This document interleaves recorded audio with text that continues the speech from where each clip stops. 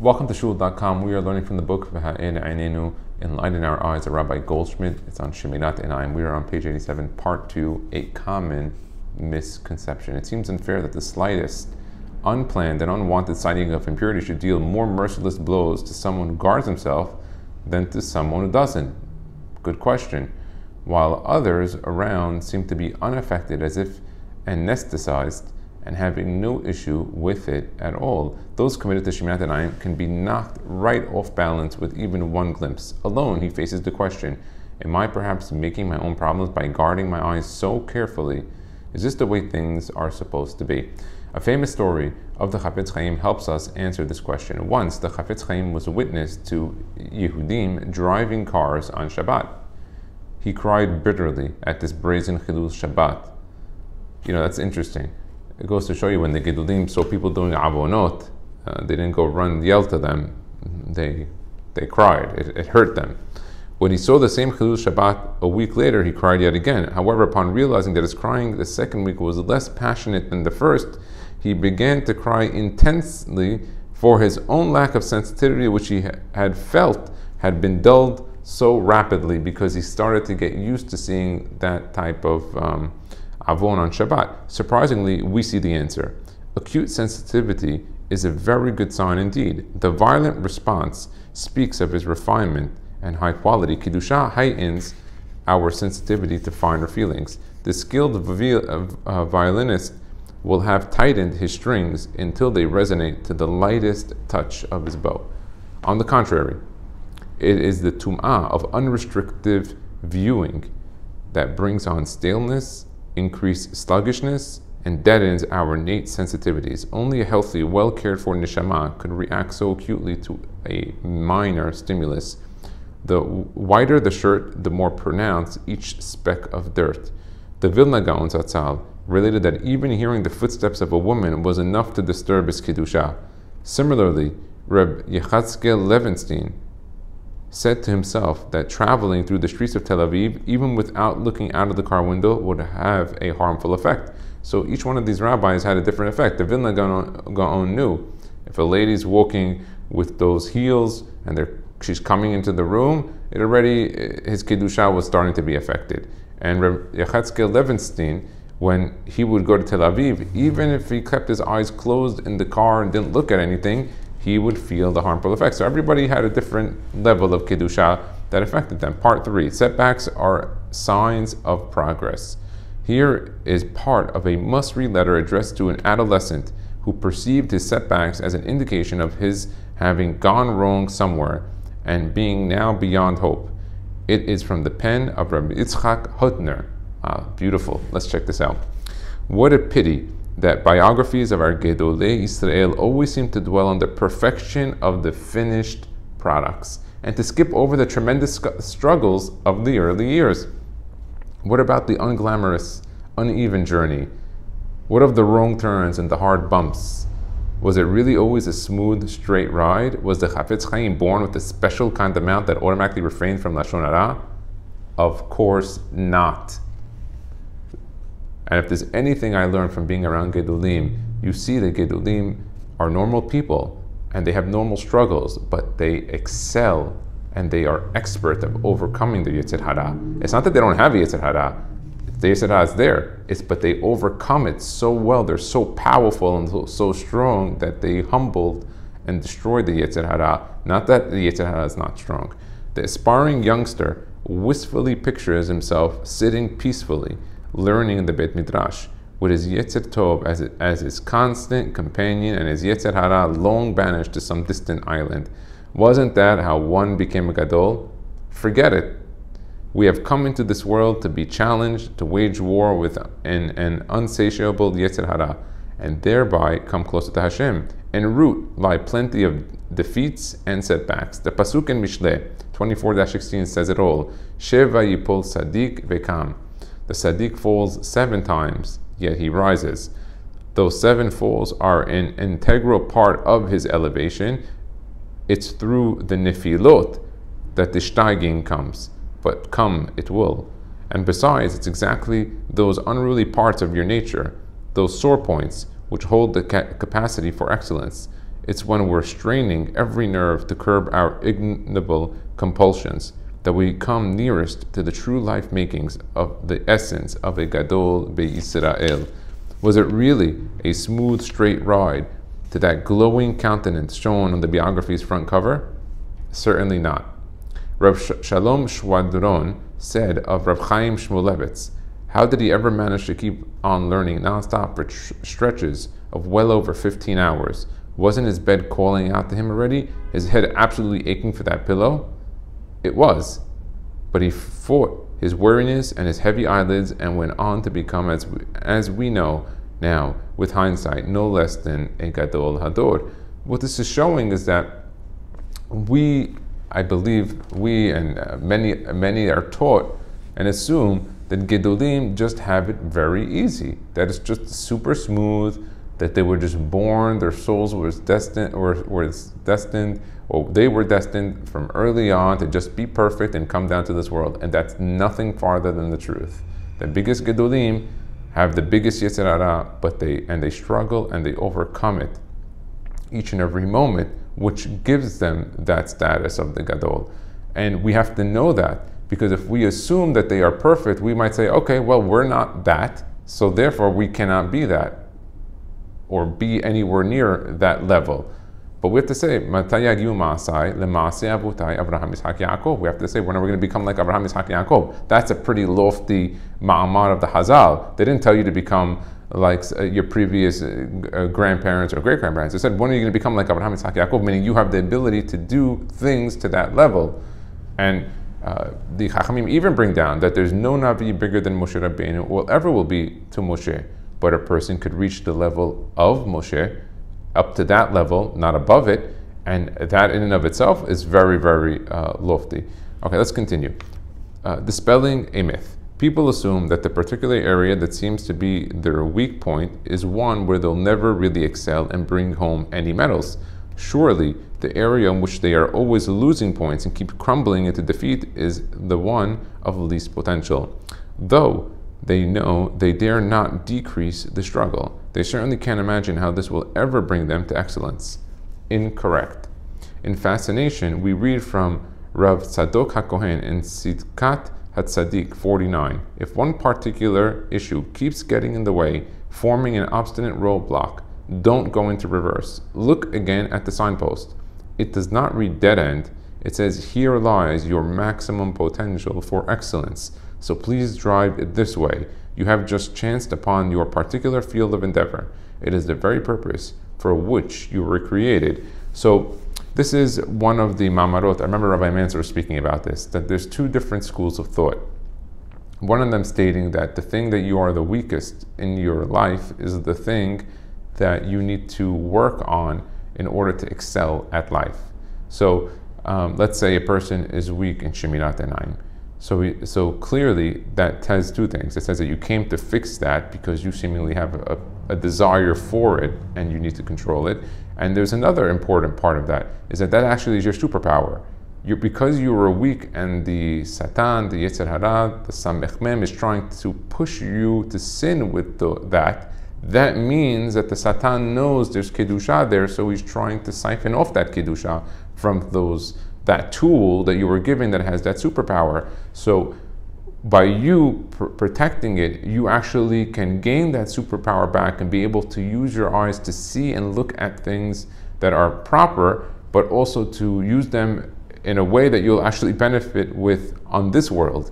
That's unbelievable about things of Kedusha. When it comes to your ears, your eyes, your nose, and your mouth, if you protect them and have Kedusha on them, you actually gain ability to use them and see them. We know that from the Abu Hatzera family, that the Baba Sali and Baba Meir, they were extremely careful with what they looked at, what they heard, what they spoke, and all their forms of Kedusha with Siniut. And many people, many Gedolim, and I even found out from a few stories that even those in the Israeli police department and in the military would go to the Baba Sali and the Baba Meir asking them for advice and tactics in battle and what they needed to do in order to save cities, communities, security, and they would tell them, which is unbelievable. What did they have to do with this? All they were doing all day were in a Beit Midrash reading Torah. Nevi'im, Ketubim, Gemariot, Midrashim, Zohar, Kabbalah. So why would they know that? These people, because they protected their eyes from, and they knew that that was their source of Kedusha. They were able to use it and now look at anything for that matter. They could look at a medical record or an x-ray and determine what they felt would be necessary, even without even knowing the case. They would say, this looks like this should go here. And they would say, well, okay, why do you think that? I don't know, this is what I feel. And that more often than not, that would be the accurate and proper way, because the Kedusha gives it to them. And so a person needs to know that. So that's one school of thought. The other school of thought is that if a person has a strength in a certain mitzvah, let's say a person has a good voice, so he's a hazan, or he's a darshan, he knows how to give speeches. So he has that strength already. We see that it's being formed at a young age, so we can sharpen that and take it also to another level. That's another school of thought, and they could be intertwined, where the strength of a person could be sharpened along with the weaknesses that he has be sharpened, and then he gains an even higher, tremendous level of strength in his life. And so that's how he has to determine and look at certain things that he has. Let's continue. Identifying your personal failings, tendencies, and mistakes will tell you the name of your game and highlight the part of your neshama that you need to work with most. Realize that grappling with your Yetzer Hara is your road to greatness. It's exactly those unruly parts of your nature, those sore points, which hold the highest capacity for excellence. See where the Satan is strategically positioning his heavy roadblock. Over there lies a unique life mission, and you are the special person who's being called by Hashem to take up those challenges and with them make a Kiddush Hashem as unique as your fingerprint. The bruises and falls will shake us out of our complacency and prod us to an upgraded performance. Struggles, setbacks, and growing pains are common companions of anyone striving for purity. We've read over here in the class before and discussed how some of the most successful people that ever lived, including those that rose to levels in the Torah and in Kedusha, had many failures after failure, and this kept on going, and they ended up succeeding. Part 4, True Success. Chazal and Eruvin 65a describe us as employees. It is Hashem, the boss, who masterminds the bigger picture of his enterprises. This gives us a deeper understanding of why spiritual success depends primarily on effort rather than on results. I read a recent report that for children, when you speak to children, you shouldn't reward them based on their success.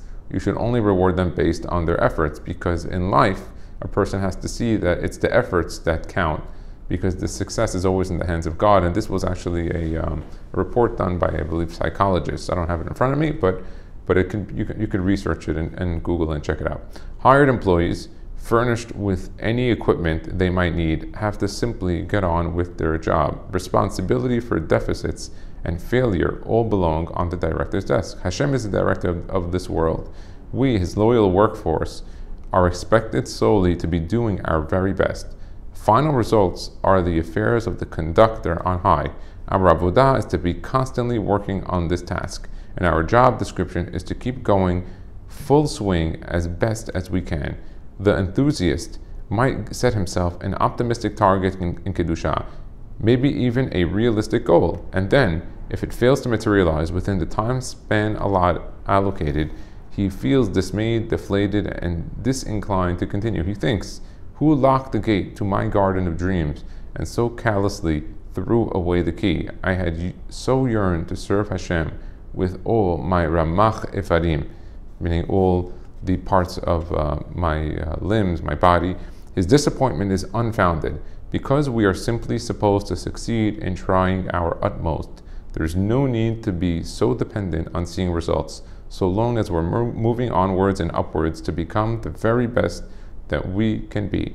An erlich yid, by definition, is striving ever upwards, not fanatic, not apathetic, just cheerfully confident that self-improvement really is happening, and any expectation to be like anyone else, which can lead to discouragement, is out of place. The Malbim comments on the Pasuk in Tehillim 105-4, Dirshu Hashem ve'uzo bakeshu fanav tamid. Search out Hashem and His might. Seek His presence always. Why is there only searching and seeking with no mention of finding anything? It says, it says search and search, but it doesn't say that you found anything. Okay, interesting. Because the ladder of spiritual striving has no uppermost rung. It's endless. There's no end goal per se. True, clarifying our aims and setting goals are necessary. They urge us on and help us stay focused and on track. Ultimately, however, it's the upward climb that means the most. The road stretches ever upwards until your ambition is for nothing more than to fulfill his ambition for you. A lifelong journey along the royal highway where your every footstep tells him of your love. Struggling. You may walk into a shul and see someone sitting alone in a corner trying, no, slogging to understand the piece of Gemara. It looks like he's getting nowhere, but he perseveres. We call this stage 1. Then you watch a deep smile spread over his face, and you know he has finally got it clear. This success is stage 2. Which stage best portrays the conscientious servant of Hashem? Stage 1, of course. It is the clearest indication of subservience to a higher will. Winning is not everything. Winning isn't everything. It's the only thing. The athlete's days, weeks, and months of sweaty practicing are actually no more than training for the real game. That's where he hopes to finally prove himself. His past efforts, toil and sweat alone, are not valued as success. Just as a side point, if someone is great in the preseason and he does fantastic and he gets in on the first game and he gets injured, it's over for that guy. It didn't matter that he was excellent and did fantastic, or if he wins, the first game and loses everything else, okay, that was no good either. They're valued on their success. Baruch Hashem, for Torah Jews, the reverse is true. All right, so we, Baruch Hashem, are fortunate that by us, that don't matter. Success is not the important part. There's no big date in the arena and no contest of one man's performance against another. No one is competing against anyone else in the Jewish religion. When you see your friend excelling in learning or in Torah mitzvot, it's not necessarily, you're not performing against him, you're performing against yourself. You have to look at yourself and see what is your full potential, because only you know it. And God's going to judge and rule people on their knowledge of themselves and their performance, and tell them and see them. Say, hey, listen, I saw how you were when it came to business. I saw how it was when you had to know sports and football. You know every single player, you know every single sportscaster, you know every single shita, every single shakla v'tarya on how they were going to play. You knew all the bets. You were very well aware of everything in the field of football. You knew everything. You even knew how the sports were played. You knew who owned the stadiums. You knew when they built them. And then when it came to the Gemara, you couldn't even remember how many masechtot there were, or you couldn't even remember what you learned a few hours earlier in the morning. So God's going to say, I'm going to be fair with you. If you were so knowledgeable there, at least show me that you were the same here. At least be fair on both sides. And that's how God's going to look at each person. He's not going to say, look at the other guy, that guy knew it. That guy, leave him alone. That guy had a different body, different mind, different ta'avot, his whole life was different. Leave him alone. Let's look at you. I mean, I'm fair with you. That's why we joke around sometimes. We say if a guy is always late to everything, okay, so he came late to shul sometime. But if a guy's on time to everything in his life and then he's always late to shul, it's an issue. So a guy has to be careful. I'm not suggesting that a person should be late all the time. So a person should try to always be on time. But you have to evaluate and look at every single person himself. Let's continue. Baruch Hashem, for Torah Jews, the reverse is true. There's no big date in the arena and no contest of one man's performance against another's. Whatever we may find ourselves up against, Hashem will be scrutinizing how hard we're trying. And at the end of the day, what counts is, did you star? Not did you star, but rather, did you strive? The very from Satan. So we're saying that the Satan is very religious. Watch out, that double-faced Satan never gives up. Just in case yesterday's tricks haven't wrought enough havoc, here comes today's menu, fooling us yet again. When it suits his purpose, he turns remarkably frum and religious and observant. Choking with emotion, he convinces us that sadly, we have blackened our soul beyond repair, and by now things have gone just gone too far. The Satan loves to do that. He tells that's what it says. Rabbi Mansour says, "Havir hasir Satan milefanenu ma'harenu." This was a great hidush from Rabbi Mansour that he said before or after the Satan. What does that mean? The Satan, he pushes the guy to do all the avonot. He says, "All right, tonight, go out, go hang out with these people, go do this, go do that avon." And then in the morning, when you want to come in the morning to wake up to go to shul, he tells you, "What? You forgot what you did last night?" He goes, "You heard what the rabbi said about that in the class. You have to fast 83 times. You got to go do this. You got to go do this. Tikkun. It's impossible. You're not going to go." So he double sketches the person. He cheats them on both sides. He fools them before, and then he tells them after that the guy has no hope. But that's completely not true. That's the game that the Satan plays, is that God says it's okay. You can come right back. He freely belittles any accomplishments to date and magnifies all mistakes. He demolishes his victims' self-esteem like nothing else can, calling all those hard-won achievements a wobbly house of cards. Might as well pull off the rose-colored glasses, he coaxes, and forget the grand madrigot we promised ourselves about guarding our eyes even in today's glamorous and enticing environment. Shame, isn't it? Of course, a few dramatic sayings of Hazal will be thrown in for good measure, meaning the Satan, he knows the Mamre Hazal. So when he's talking to you, he always throws in, you know the Gemara, what the Gemara says about what you just did. You saw that Rashi, that Tosafot that said Gehinam can't be forgiven. You know what I'm talking about. And so the Satan, he plays with you on both sides. Beforehand, he tells you all the kulot. I'm telling you, there's a rabbi as Mikhail, you can go there, you can avoid, you can do this. And then after the words, he plays that second game. Quick, someone please come to the rescue of a neshama in grave danger. Tell him to ignore any negativity that dares to try and break his confidence during battle. Please sing this neshama a song about the eternal reward for every moment that we spend struggling with a raging Yetzer Hara and his fiercely compelling drives. Point out what it means to chalk up even a single instance of having decisively averted our gaze from what seemed so alluring. And then it says here, phew, that was close. All right, so that's today's piece. Very interesting. I think the most important part of today's piece is really just stressing the fact that many of the Gedolim and many people of great stature had as big of a Yetzer Hara as anybody else, if not bigger, and they were challenged by it, but they overcame it in order to be successful. Baruch Adonai De'olam, Amen v'Amen.